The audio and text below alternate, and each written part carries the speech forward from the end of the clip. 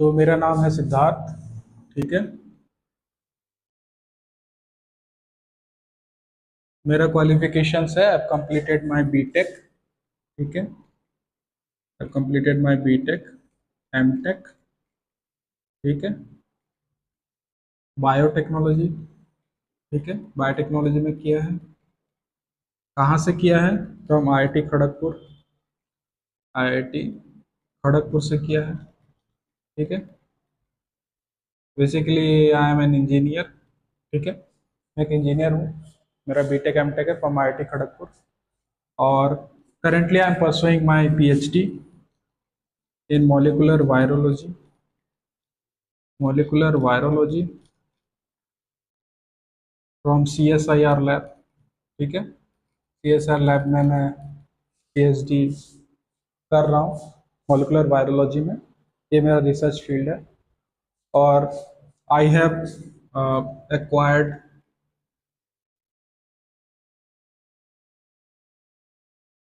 16th rank in 16th rank, sorry, I've acquired 16th rank in GATE. Okay, I have qualified DBT, JRF, ICMR JRF। ठीक है, NET. ठीक है। So and in about MBBS in Odisha JE, पहले Odisha JE होता था। I have acquired 24th rank in MBBS। Okay, so these are my qualifications। So आपका teacher होने के नाते मुझे बताना भी जरूरी था, बिकॉज लोगों को डाउट रहता है कि कैसा टीचर है हमारा, right. So thank you, this is my introduction. आज हम पढ़ने जा रहे हैं वही human health and diseases part two class 12 का चैप्टर 8। इसका पार्ट 1 मैं ऑलरेडी डाल चुका हूँ, ज़्यादा बड़ा नहीं था, पर फिर भी आगे हम पढ़ रहे थे टाइफॉइड के बारे में। ठीक है, टाइफॉइड मेनली होता क्या है? तो ये कॉज किया जाता है पैथोजेनिक बैक्टीरियम के द्वारा, जिसको जिसको साल्मोनेला टाइफी बोलते हैं। और फीवर होता है, इसको क्या कहते हैं? टाइफॉइड फीवर बोलते हैं। Typhoid fever. ओके। और ये बहुत हाई होता है। कितना हाई होता है? इसके रेंज जो होती है वो होती है 39 to 40 degree Celsius. 39 to 40 degree Celsius तक जाती है। ठीक है। इसके मेन सिम्टम्स के बारे में हमने देख लिया था। इसके मेन सिम्टम्स है weakness, stomach pain, constipation, headache and loss of appetite. ठीक है, क्या क्या? वीकनेस, स्टोमक पेन,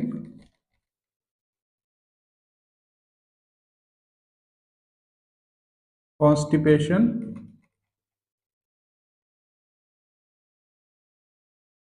और लॉस ऑफ एपेटाइट।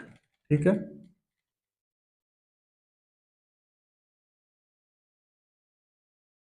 ठीक है, ये सब इसके सिम्टम्स हैं। ठीक है।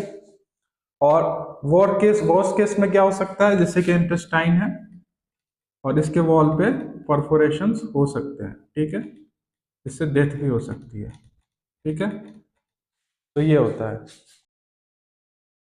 और इसका जो टाइफॉइड का टेस्ट जो होता है वो कौन सा होता है? टाइफॉइड के लिए जो मेनली टेस्ट यूज किया जाता है वो विडाल टेस्ट होता है। ठीक है, ये इंपॉर्टेंट पॉइंट है और एग्जाम्स में आता है, नीट में पूछते हैं ये कि टाइफॉइड के लिए आप कौन सा टेस्ट यूज करेंगे। तो एनसीईआरटी में भी दिया हुआ है, टाइफॉइड के लिए जो टेस्ट यूज होता है, जो टेस्ट डॉक्टर प्रिस्क्राइब करते हैं, उसको क्या बोलते हैं? विडाल टेस्ट बोलते हैं। ठीक है, विडाल टेस्ट याद रखना है। ठीक है, तो ये इम्पोर्टेंट पॉइंट है। तो ये टेस्ट याद रखना है। अब आगे हम देखते हैं। तो जैसा कि आप देख सकते हैं, ये सारे जो अभी हम डिस्कस कर रहे थे कि टाइफॉइड के सिम्टम्स क्या है, ठीक है, तो यहाँ फिगर में जैसा कि आप देख सकते हैं ये सारे टाइफाइड के सिम्टम्स है, तो आप नोट डाउन कर सकते हैं ना। आगे हम देखते हैं निमोनिया। तो सेकंड इंपॉर्टेंट डिजीज जो एनसीईआरटी में दिया है वो क्या होता है, निमोनिया। ठीक है, निमोनिया। तो pneumonia basically first of all किसके द्वारा किया जाता है, ये किया जाता है स्ट्रेप्टोकोकस निमोनी के द्वारा। ठीक है, तो स्ट्रेप्टोकोकस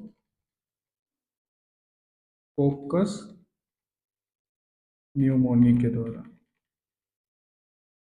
ठीक है, इसके द्वारा किया जाता है, पहला इंपॉर्टेंट पॉइंट।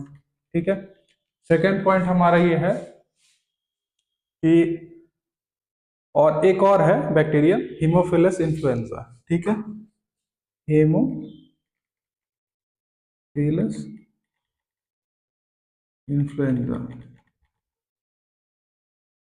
ठीक है, तो दो हो गए, स्ट्रेप्टोकोकस निमोनी और हीमोफिलस इन्फ्लुएंजा के द्वारा किया जाता है। ठीक है, तो निमोनिया और मेनली कहाँ पे होता है, इन्फेक्ट करते हैं ये एल्वियोलाई में। ठीक है, जो एल्वियोलाई होती है ह्यूमंस की, उसमें एयरफील्ड सैक्स होते हैं, इसको क्या बोलते हैं, एयरफील्ड सैक्स। ठीक है, इसको क्या बोलते हैं, एल्वियोलाई। ठीक है, इसी में मेनली ये इसके इन्फेक्शन होते हैं निमोनिया का, इसके द्वारा होता है स्ट्रेप्टोकोकस निमोनी और हीमोफिलस इन्फ्लुएंजा के द्वारा। ठीक है, तो इंपॉर्टेंट पॉइंट है। इसका इन्फेक्शन के बाद क्या होता है कि एल्वियोलाई में फ्लूइड भर जाता है। ठीक है, इन्फेक्शन के बाद क्या होता है, जैसे कि एल्वियोलाई इसमें सैक्स है, इसमें देख रहे हैं फ्लूइड भर जाएगा इस तरह से, इस तरह से यह फ्लूइड आ जाता है। ठीक है, इन्फेक्शन के बाद फ्लूइड फील हो जाता है। ठीक है, तो इससे क्या होता है, सांस लेने में दिक्कत होती है, जैसे कि लंग्स है, और लंग्स में क्या है आपका, ये दो पार्ट है लंग्स के, और इसमें क्या होता है आपका एल्वियोलाई होता है इस तरह से।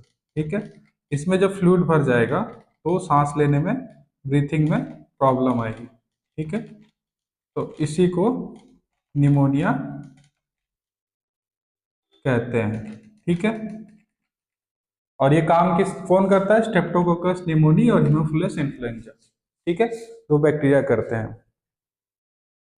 तो इसके सिम्टम्स क्या क्या होते हैं, इसके सिम्टम्स होंगे आपके, इसके सिम्टम्स में आते हैं, इसके सिम्टम्स में मेनली आएगा फीवर।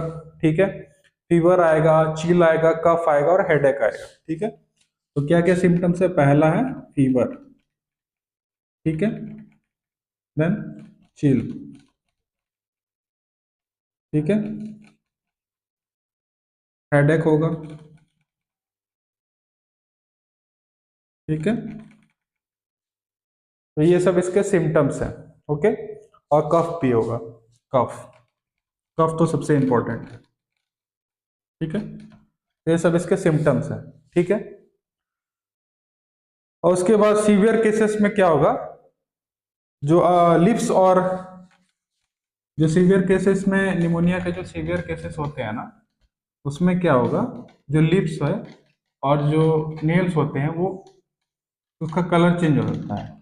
जो लिप्स होती है और जो नेल्स होते हैं उनका कलर चेंज हो जाता है। ठीक है, लिप्स और नेल का कलर चेंज हो जाता है और वो grey to bluish in colour हो जाता है। क्या कलर होता है, ग्रे हो सकता है टू ब्लूइश इन कलर। ठीक है, इस कलर का हो जाता है। ठीक है, grey to bluish in colour हो जाता है। ये हो गया, ये भी एक इंपॉर्टेंट उसका सिम्टम है। ठीक है, एक healthy person infection, healthy person में इन्फेक्शन कैसे होता है, जैसे कि एक हेल्दी पर्सन है उसमें निमोनिया का इन्फेक्शन कैसे होता है, सपोज ये हेल्दी है। ठीक है, इसमें जो निमोनिया का इन्फेक्शन कैसे होता है, निमोनिया का इन्फेक्शन कैसे होगा। ठीक है, ये भी तो क्वेश्चन है, कैसे हुआ आखिरकार निमोनिया इनको हुआ कैसे।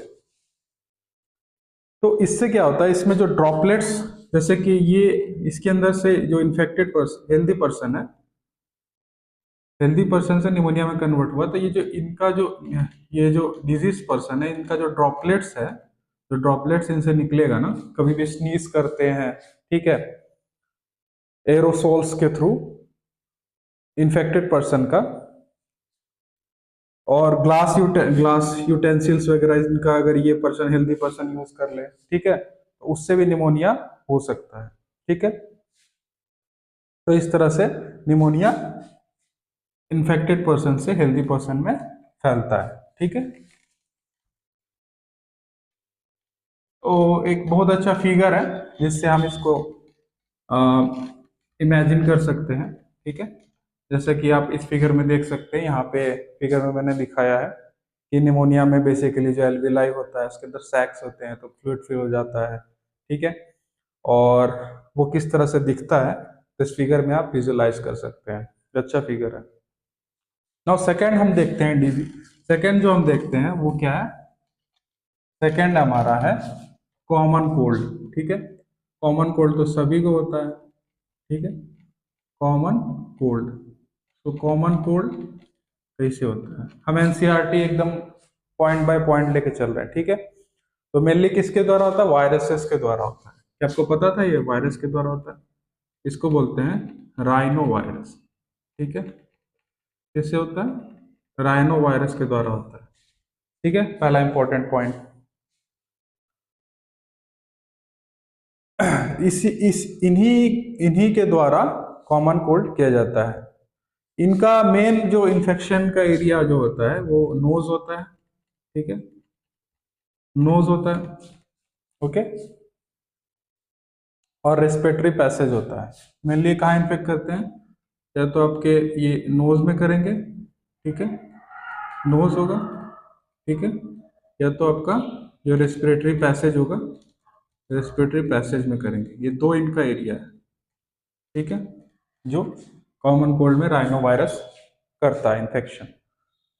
तो इसमें कैसा होगा, इसमें नाजल कंजेशन। ठीक है, इसके सिम्टम्स क्या है, सिम्टम्स हैं इसके नाजल कंजेशन। ठीक है, मतलब नाक जो बंद हो जाती है वो इसका सिम्टम है। नाजल कंजेशन है, डिस्चार्ज है, सोर थ्रोट होगा। ठीक है, और हॉर्नेस होगा, कफ होगा, हेडेक होगा, और इसको ठीक होने में मिलने कितना टाइम लगता है, 3 to 7 डेज लगता है। ठीक है, मिलने इसको ठीक होने में कितना टाइम लगेगा, 3 to 7 डेज लगता है। ठीक है, तो इसका इन्फेक्शन कैसे होता है, उसी तरह से होता है कि जो ड्रॉपलेट्स अगर इस इन्फेक्टेड पर्सन का किसी नॉर्मल पर्सन के कांटेक्ट में आ जाए, ठीक है, तो उसको ये कॉमन कोल्ड हो सकता है। ठीक है, कॉन्टेमिनेटेड ऑब्जेक्ट्स के द्वारा, जैसे पेन हो गया, बुक्स हो गया, आप यूज कर रहे हैं और आपको सर्दी है, आपने किसी और को दे दिया, उससे भी हो सकता है। ठीक है, कंप्यूटर कीबोर्ड आप यूज कर रहे हैं, माउस यूज कर रहे हैं, वो किसी और ने यूज कर लिया, है ना, तो इससे हेल्दी पर्सन में इन्फेक्शन हो सकता है। ठीक है, इस तरह से होता है। ना हम आगे देखते हैं हमारा नेक्स्ट डिजीज क्या होगा अकॉर्डिंग टू एनसीईआरटी। सो इस फिगर में जैसे कि आप देख सकते हैं लाइफ साइकिल है कॉमन कोल्ड का। ठीक है, पहला होगा decrease in energy and scratchy throat, ठीक है, नजल कंजेशन, ये होगा आपका डे 1 में। ठीक है, डे 2 से 3 में सोर थ्रोट, रिजॉल्विंग मोर कंजेशन, ठीक है, और कफ बिगिंस, कफ बनना चालू होगा। डे 4 to 5 में nasal discharge, post nasal drip, pharyngeal secretions. ठीक है, डे 4 to 5 में आपका start to feel better, may sound worse. ठीक है, और 6 to 7 में फीलिंग लेस सिक हो जाएगा, धीरे धीरे ठीक होने लगेगा। With some viruses cough and stiffness में लिंगर, किसी वायरस के साथ, मतलब किसी पार्टिकुलर ग्रुप के साथ ज्यादा समय तक भी वो रह सकता है। ठीक है, नेक्स्ट हम देखते हैं एमेबियासिस के बारे में, इंपॉर्टेंट है, इससे क्वेश्चन आते हैं। अमेबियासिस, ठीक है, अमेबियासिस जो होता है,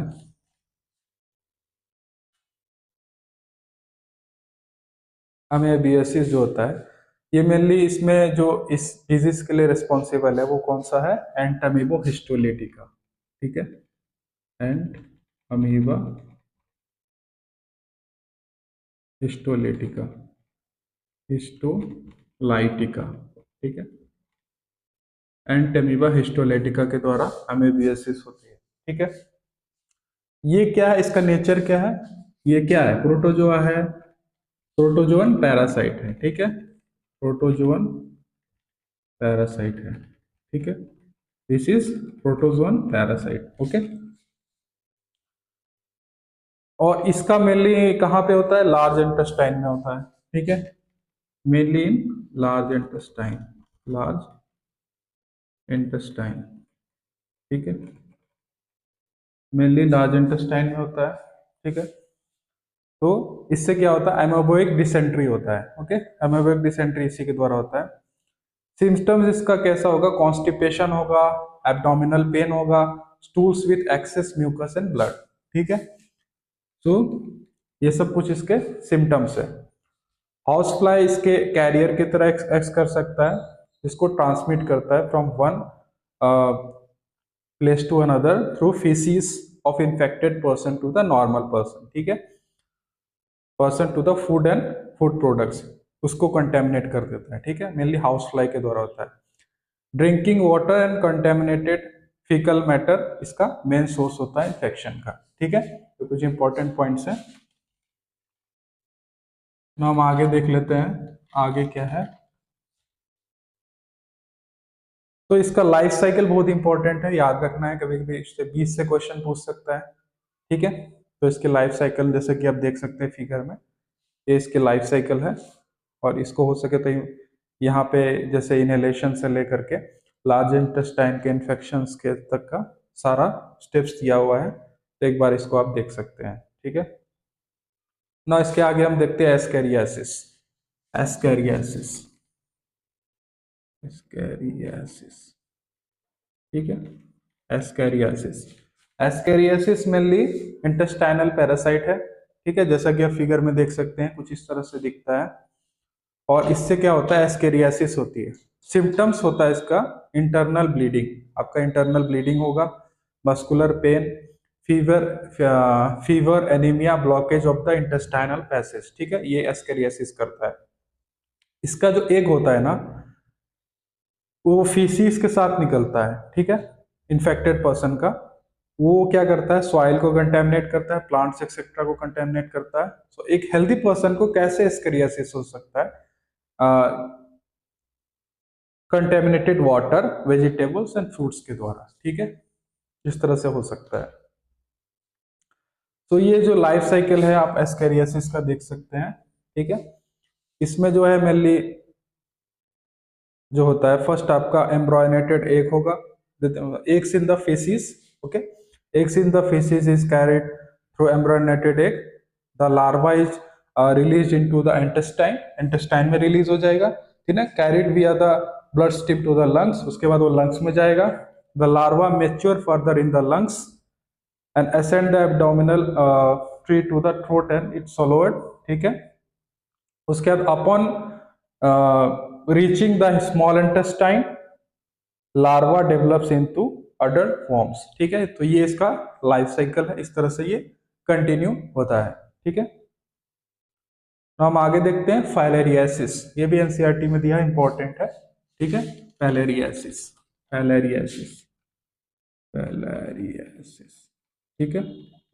फाइलेरियासिस मेनली किसके द्वारा किया जाता है, वुकेरिया बैंक्रॉफ्टाई, ठीक है, वुकेरिया बैंक्रॉफ्टाई, डब्लू बैंक्रॉफ्टाई, डब्लू बैंक्रॉफ्टाई,